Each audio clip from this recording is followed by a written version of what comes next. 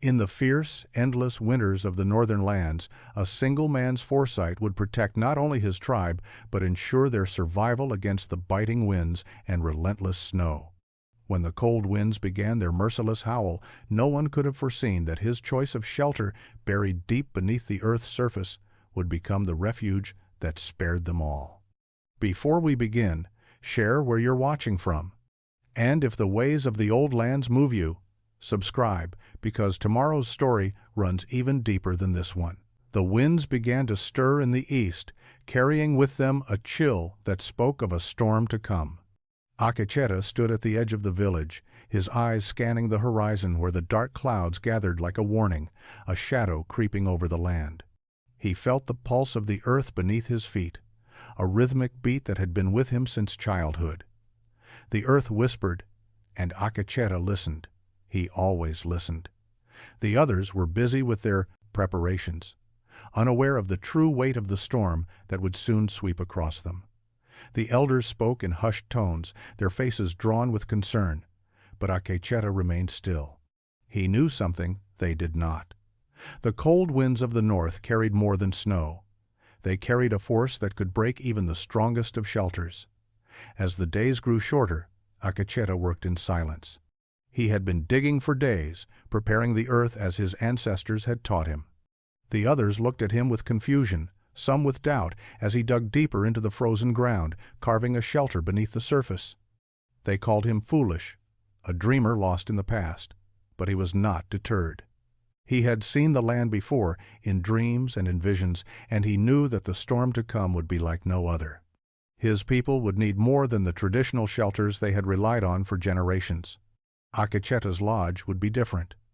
It would be a place of refuge, not just from the wind, but from the cold that would seep into their bones. The old ways had served them well, but this storm was unlike anything they had faced before. The snow would fall, thick and heavy, burying everything in its path. The wind would howl like a beast, relentless and unforgiving. But his shelter, buried deep in the earth, would hold firm against it all. He worked through the night, the rhythm of his hands digging into the earth, steady and sure. The others, wrapped in their furs, glanced over at him from time to time, some with curiosity, others with judgment. Yet none came to ask him what he was doing, for none could understand. Akecheta's mind was far beyond the simple needs of the village. He was thinking of survival, thinking of the future. He had seen what was coming, and he knew that if he did not prepare now, it would be too late. By the time the sun dipped below the horizon, the first whispers of the storm had reached the village.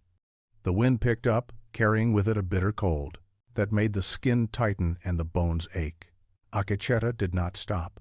He worked through the night, moving in silence, the earth his only companion. In the morning, as the wind began to howl and the snow began to fall, Akecheta stood at the entrance to the lodge he had created. The others were finishing their shelters, rushing to complete them before the storm hit full force. They did not know how to build for what was coming. They built for the snow they knew, the winds that howled but did not freeze. They built for the past, but Akecheta had built for the future. The storm would not wait, and neither would he. The wind howled across the village, carrying with it a biting cold that cut through the thick furs and heavy cloaks worn by the tribe. The storm had arrived, as Akecheta had predicted. The sky was a dark, swirling mass of snow, and the air itself seemed to freeze. As the villagers huddled together in their shelters, Akecheta stood at the entrance of his lodge, watching the storm rage around him. His breath came in slow, steady puffs, disappearing into the air like smoke. Inside the lodge, warmth wrapped around him like a living thing, a soft embrace that shielded him from the storm's fury. The thick walls of earth and stone held steady, and the air inside remained calm and still. He had designed this shelter with the knowledge passed down from his ancestors, who had understood the land in ways others could never grasp. The earth was their home, and it would protect them when nothing else could. As the others scrambled to shore up their shelters, Akecheta could hear their voices outside, raised in frustration and confusion. They called out to one another, offering advice, but the wind swallowed their words. There was a desperation in their calls, a fear that hadn't been there before. They had never known a winter like this, and the snow was falling too fast for them to keep up. The flimsy walls of their shelters groaned under the weight of the snow, and the cold crept in through the gaps they hadn't been able to seal. Akecha turned his back on the storm and stepped deeper into the earth, the warmth of the lodge wrapping around him like a comforting blanket. The fire pit in the center of the room crackled, sending small sparks up toward the smoke hole, which vented the smoke outside, away from the shelter. He sat down near the fire and closed his eyes for a moment, listening to the storm outside and feeling the quiet of his refuge settle into his bones. He had been building this shelter for days, moving with purpose, each stone and log placed with careful consideration. Others had thought it foolish. They mocked him for his slow pace, for his insistence on digging into the earth instead of building quickly, like the others. They had called him an old man, slow and out of touch with the present. But Akecheta knew better. He had seen the signs, felt the land tremble underfoot, heard the whispers of the earth itself. The earth was alive. It had always been alive, and it was here to protect him, just as it had protected his ancestors. The fire in the hearth flickered, casting long shadows on the walls. Akecheta's heart beat in time with the steady hum of the storm outside, and in that moment he knew that his people were safe. The storm would pass, but the earth would endure. As the storm raged on outside, Akecheta's thoughts drifted back to the stories his grandfather had told him, the stories of the land and the knowledge that had been passed down through generations. His grandfather had always spoken of the earth's wisdom, how the land could guide them through the harshest winters and provide shelter when the cold winds came. Akecheta had learned these lessons early, his hands working the earth alongside his grandfather, shaping the land with the same reverence that his ancestors had. The stories were always simple but profound. They spoke of shelters made not of timber and stone, but of the very earth itself. The earth was alive, his grandfather had said, and it would protect them as long as they respected it.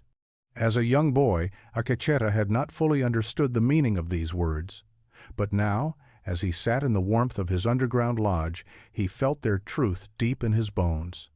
The fire crackled in the center of the room, its flames casting flickering shadows on the walls.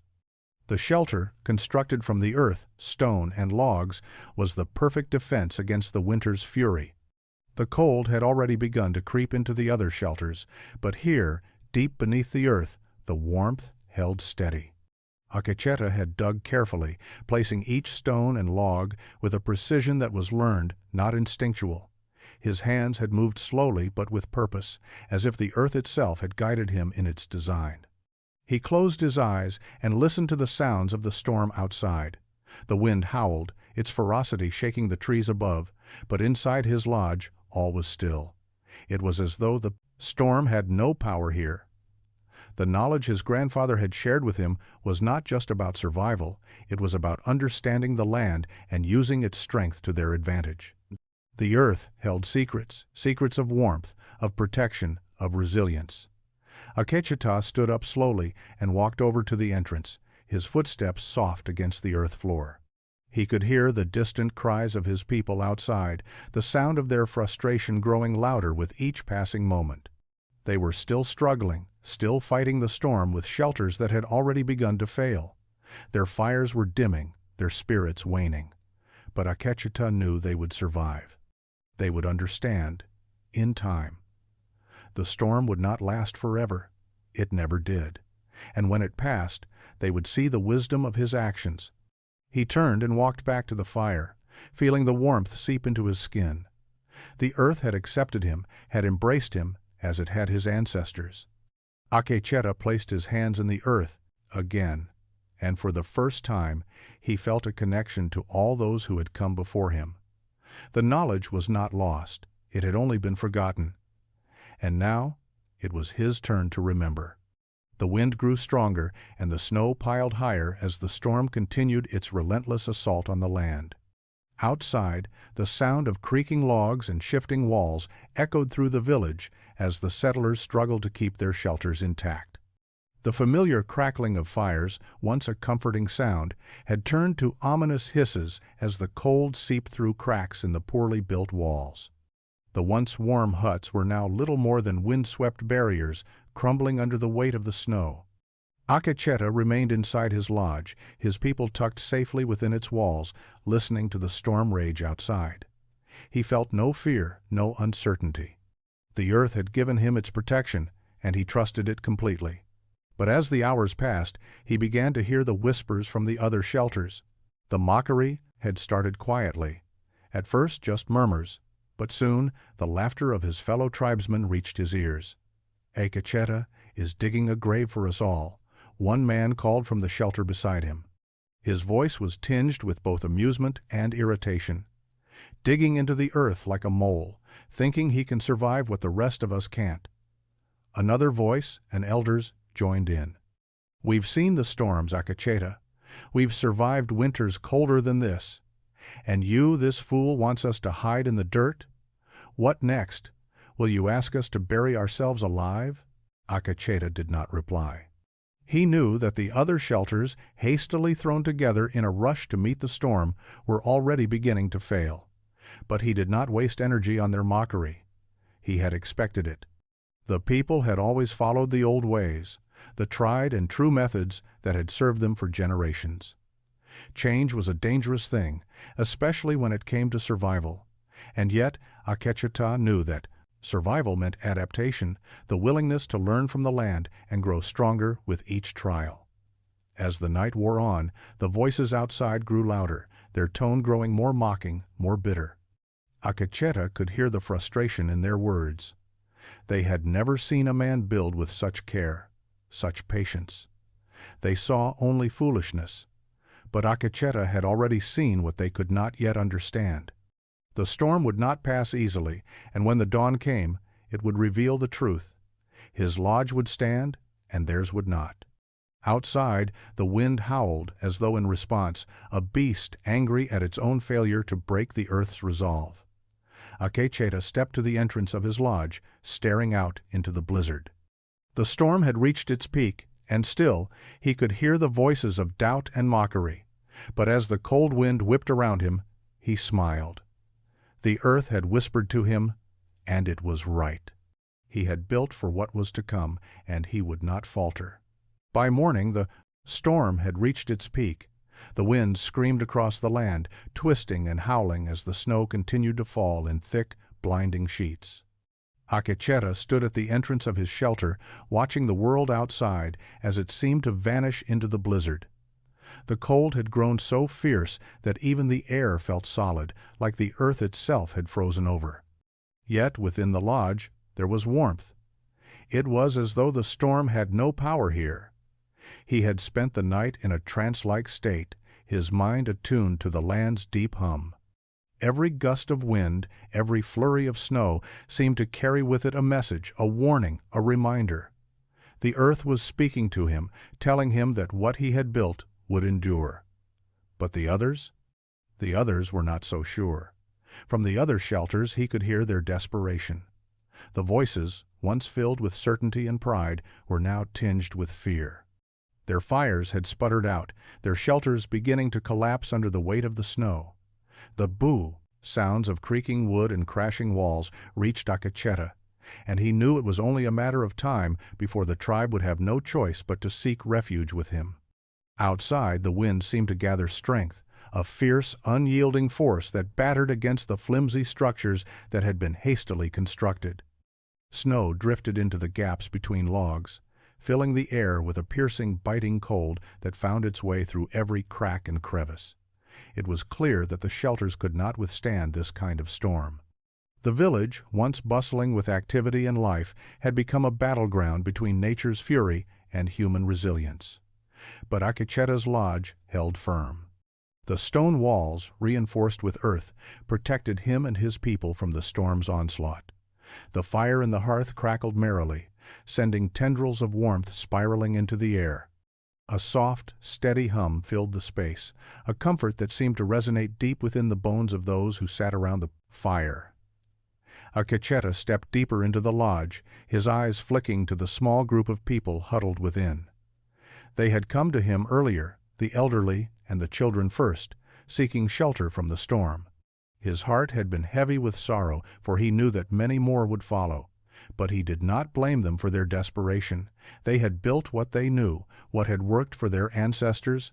But sometimes survival required more than the past. It required seeing beyond it, trusting the land to show the way. The storm outside continued to rage, but within the lodge there was peace. Akecheta's mind was clear, and his resolve solid. His people would survive this, but only if they recognized the wisdom of the earth. It would not be easy, but the land had prepared them for this moment. They just had to be willing to listen. As the storm pressed on, burying the world in its cold embrace, Akecheta stood at the entrance of his lodge, his hands resting on the thick stone walls. The cold winds howled outside, the force of the storm relentless and unforgiving. But inside the shelter, the temperature remained steady, the warmth of the earth seeping into their bones, offering refuge from the storm's fury. The snow had piled high against the earth, creating a wall of white that seemed to stretch endlessly into the horizon. The wind was so fierce that it made the trees outside groan and bend beneath its power. Yet Akecheta could feel the earth beneath him, solid and unyielding. The lodge had been built not just for survival, but for understanding. Every stone, every log, every inch of earth had been placed with purpose. It was not a shelter of haste, nor one built out of necessity alone. It was a creation of reverence for the land, for the ancestors, for the wisdom of the earth that had sustained his people for centuries. The others had come to him in the night, seeking refuge from the storm. First, it was the elderly, their bodies frail from age, their steps slow and hesitant. Then the children, bundled in furs and blankets, their faces pale from the cold. And, finally, the strong, those who had mocked Akecheta's construction, now seeking the warmth of the earth they had once dismissed. They had seen the storm's wrath and understood its power. Their shelters, hastily built and weak, had already begun to fail. They had no choice but to seek shelter in the underground lodge that Akecheta had so carefully crafted. Akecheta moved silently among them, his hands moving as if guided by the very land itself. He offered food, comfort, and warmth, but he said little. He did not need to speak. The lodge had already proven its worth. The others, who had once doubted him, now understood the wisdom of his actions. The earth had opened its arms to them, and they had stepped inside. Outside, the storm raged. But inside the lodge, all was calm. The fire in the hearth crackled steadily, casting a warm glow across the faces of the people gathered around it. They were silent now, their previous mockery forgotten in the face of the storm's true power. There was no need for words. The lodge, the earth, had already spoken for them. Akecheta closed his eyes for a moment, allowing the warmth of the fire and the peace of the earth to settle into his soul. He had built this shelter not just for himself, but for his people. The earth had given him the knowledge, and he had listened. Now, it was up to them to understand what it meant to build in harmony with the land. The storm would pass, as it always did. But the lesson would remain, etched in the hearts of those who had sought shelter in the earth's embrace. The earth had opened, and they had entered. The storm did not relent. For days the wind howled like a beast, tearing at the earth with a ferocity that seemed to shake the very bones of the world. Snow fell in thick, heavy sheets, burying the land beneath a blanket of white. The temperature plummeted, and even the strongest. Trees seemed to bend before the might of the storm, their branches weighed down by the accumulating snow. The sky was a featureless gray void, and the sun, once a source of life and warmth, was nothing more than a memory hidden behind the endless curtain of snow. Inside Akecheta's underground lodge, the air was still and warm. The fire in the hearth crackled with a soft, steady rhythm, casting a comforting glow across the faces of the people gathered around it. The lodge, buried deep in the earth, held firm against the storm's fury. Outside, the storm raged, but inside there was peace. The thick walls of earth, stone, and timber held steady, keeping the cold at bay. Akecheta had built not just a shelter, but a sanctuary, a place where his people could weather the worst of the world. In the days since they had entered the lodge, the tribe had found new strength. They had come to understand what Akecheta had always known: the earth could offer them protection when nothing else could. The old ways, the ways that had served them well in past winters, were no longer enough. The storm they faced was unlike any other, a force of nature so fierce that it could break even the strongest of shelters. Yet here, deep beneath the earth, they were safe.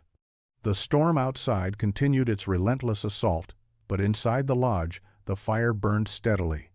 Akecheta's people sat huddled together, wrapped in furs and blankets, their faces illuminated by the soft light of the fire. The children, who had once been afraid of the dark and cold, now slept peacefully, their breaths steady and warm. The elders, who had seen many winters come and go, nodded in silent approval. They had seen enough to know that Akecheta had made the right choice. But even as the tribe found solace in the safety of their refuge, the storm outside showed no signs of stopping. The wind howled with a power that seemed to shake the very foundation of the earth. Akecheta stood by the entrance, his eyes scanning the swirling white world beyond. He could hear the creaking of the trees, the crashing of snow against the walls, but inside there was no fear. He had prepared them for this. He had built this shelter with the knowledge of the earth itself. And now, as the storm's fury reached its peak, Akecheta could feel the land's quiet strength beneath him. The earth would protect them, just as it had always protected his people. All they needed to do was trust it. The storm would pass, as all storms did. And when it was over, the tribe would rise from the earth, stronger and wiser than before. The storm showed no signs of stopping. The wind howled louder, and the snow, now piled thick around the earth, had buried the world outside. The lodge, a place of warmth and safety, became a sanctuary not just for Akecheta's people, but for others who had been caught in the storm's fury. As the days wore on, their numbers grew. It started with one family. Their shelter had been destroyed by the storm's relentless force. The man, a strong warrior named Wikasa, had come first.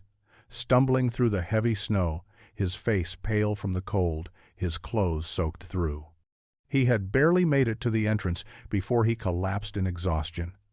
Akecheta, ever watchful, had seen him coming and had opened the lodge without hesitation. "Please," Wikasa had gasped, his voice hoarse, his body trembling. "The storm, it is too much. We cannot survive it without help." Without a word, Akecheta had taken him in. He helped Wikasa to the fire, where warmth and light began to seep into his chilled bones. Moments later, Wikasa's family arrived, a wife, 3 children, and an elderly woman. They, too, had been caught in the storm, unable to reach their shelter in time. Now, all of them stood within the warm walls of Akecheta's underground lodge, seeking refuge from the unforgiving storm. Akecheta did not speak, nor did he need to. The earth had provided for him, and now it was his turn to offer what he could to others. The family huddled around the fire, their faces drawn with exhaustion and fear, but they were safe, and for now, that was enough. As the days passed, others came, trickling into the lodge one by one, each with stories of failed shelters and lost hope. Some were strangers to Akecheta's people, settlers who had come to the land in search of new beginnings. Others were familiar faces from neighboring villages, their homes destroyed by the storm. There were families, lone travelers, and even a few warriors who had come seeking refuge. All had been caught in the blizzard, unable to find safety in time. Akecheta welcomed them all, knowing that the earth had not given him this shelter for his people alone. It was a place for all those who sought warmth and safety from the storm. He offered them food, water, and comfort. The fire in the hearth burned steadily, its flames casting a soft light on the faces of the gathered tribe and strangers alike. Though they had all come from different paths, they were now united in the same struggle for survival. Wikasa, still recovering from his ordeal, approached Akecheta as the fire crackled. "You have saved us," he said, his voice filled with gratitude. "We were lost, but you have shown us the way." Akecheta did not respond. He simply nodded, his eyes filled with the quiet understanding of a man who had seen the land speak to him, who had trusted in its wisdom. As the storm continued to rage outside, Akecheta's lodge, once a symbol of solitude, became a place of unity. The tribe, once divided by doubt and mockery, now sat side by side with strangers, all of them bound by the same force: the earth beneath their feet and the storm above them. The warmth of the lodge was not just from the fire, it was the warmth of survival, of togetherness forged in the harshest of conditions. The storm had been unrelenting for over a week now. The world outside was a blanket of snow and ice, the earth hidden beneath a cold, white shroud. Inside Akecheta's underground lodge, however, there was warmth, and with it, a newfound sense of understanding among those who had once mocked him. The tribe, along with the others who had sought refuge within the lodge, had found a quiet peace amidst the chaos. They sat together by the fire, a gathering of weary souls seeking solace from the raging storm outside. Akecheta watched them in silence, his eyes scanning the faces of those around him. He could see the weight of the storm in their eyes, the exhaustion, the relief, and the quiet gratitude. For so long, the tribe had lived in isolation, their ways unchallenged by the forces of nature. They had built their shelters quickly, as their ancestors had done, without thinking of the future. But this storm, this blizzard, unlike any they had faced before, had shown them the limits of their old ways. The children, once frightened of the cold, now slept soundly by the hearth, their small bodies curled up in the warmth of their furs. The elderly, whose frailty had once been a source of concern, sat quietly near the fire, content in the knowledge that they were safe. The men and women, once so sure of their own strength and knowledge, now looked to Akecheta with respect. They had seen the truth of his actions, the wisdom in the shelter he had built, and they understood. The fire crackled in the hearth, sending sparks up toward the smoke hole, which vented the smoke and warmth safely outside. The air inside the lodge was thick with the scent of roasting meat, the smell of fresh bread, and the warmth of the earth itself. Outside the winds howled and the snow piled high, but within the lodge there was peace. Akecheta stood and moved slowly around the room, his footsteps silent on the earth floor. He could feel the weight of their gaze upon him, the silent questions they had been too afraid to ask before now hanging in the air. They had known him as the quiet one, the one who had spent so much time alone in the wilds, but now they understood why. He had seen the land for what it was, alive, powerful, and capable of offering protection when nothing else could. "The earth gives us everything," Akecheta said quietly, his voice carrying softly over the crackling fire. "It provides the shelter we need, the warmth we seek, the food we harvest. But it also demands respect. We must listen to it, understand its rhythms, and build not just for today, but for the future." The people in the room were silent, listening to his words. Akecheta could feel their unease, their doubt, slowly shifting into something else understanding. The earth had spoken to him, and he had listened. And now, as the storm continued to rage outside, the people who had once scorned him were learning the lesson he had tried so hard to impart. He looked around the room at his people, their faces now filled with quiet reverence, and he knew the truth. They would survive this winter, and they would remember this lesson long after the storm had passed. They would remember that survival did not lie in the speed with which they built their homes or the pride they took in their work. Survival lay in understanding the land, in building with the earth, and in knowing when to listen. When the storm finally broke, the winds died down, and the snow settled.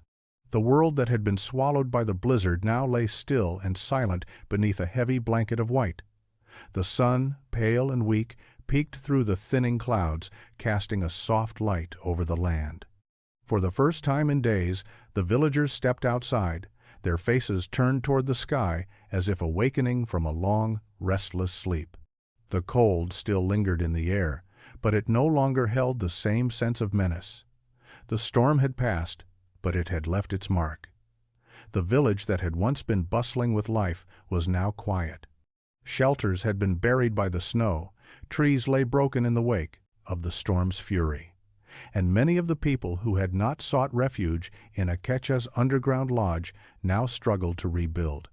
As Akecheta stepped outside, the air filled his lungs with a sharp, biting cold, but there was also a sense of peace in the stillness.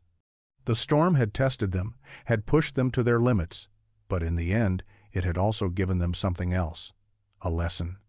The earth had spoken, and those who had been willing to listen had survived. The other shelters, hastily built and poorly designed, had not fared well. Many had collapsed under the weight of the snow. The people who had once mocked Akecheta for his careful, slow construction now stood outside, their faces drawn with exhaustion and loss. Some were angry, their pride wounded by the failure of their own shelters, but Akecheta did not judge them. He had built not just for this winter, but for many winters to come. He had listened to the land, and it had protected him and his people. One by one, the villagers gathered around Akecheta, their faces filled with a mix of gratitude and shame. They had come to him not just for refuge from the storm, but for understanding. The storm had stripped away their pride, their old ways, and in its wake they were left with a new understanding of the world around them. The earth was not just a place to live, it was a partner, a teacher, and a protector. Wakasa, the man who had once mocked Akecheta's shelter, approached him slowly, his steps hesitant. He looked down at the earth beneath his feet, then back up at Akecheta. "I was wrong," Wakasa said quietly, his voice heavy with regret. "I thought you were foolish, but now I see. You built for the storm we didn't know was coming. You listened to the land, and it kept you safe." Akecheta nodded, his eyes soft with understanding. "We are all foolish at times, Wakasa, but the earth will always show us the way if we are willing to listen." The others stood silently around them, each processing the lesson in their own way. The storm had passed, but its lesson would remain with them forever. From this day forward, they would build differently. They would build for the worst, not the average. They would listen to the earth, and in doing so, they would thrive. As Akecha looked out over the village, he knew that their way of life had changed. They had been tested, and they had learned. The earth had shown them what it meant to truly survive, and in the quiet aftermath of the storm, they would rise stronger, wiser, and more united than before.